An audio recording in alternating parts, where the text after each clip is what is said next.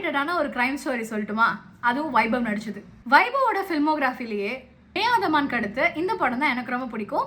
And one of the finest acting from him. படம் பேரு ரணம் அறம் தவறேல். இப்போ இந்த கதையே அந்த சைக்கோவை பிடிக்கிற மாதிரி தான் இருக்கும். யார் இந்த மர்டர் எல்லாம் பண்றா, ஏன் பண்றாங்க அப்படின்ற ஒரு கொஸ்டின் மார்க்கோட தான் அது நகரும்.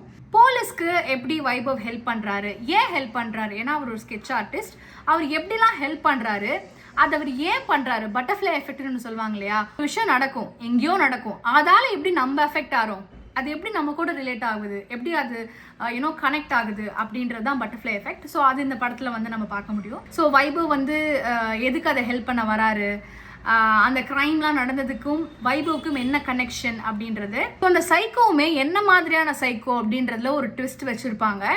ஸோ அது உங்களுக்கு பார்த்தா தெரியும், சுவாரஸ்யமாக இருக்கும். இப்போ நான் சொன்னால் அந்த சுவாரஸ்யம் போயிடும். பார்க்காதவங்க தயவு செஞ்சு பாருங்கள், பார்த்தவங்க உங்கள் ஒப்பீனியனை கமெண்ட்ஸில் சொல்லுங்கள். See you on the next video.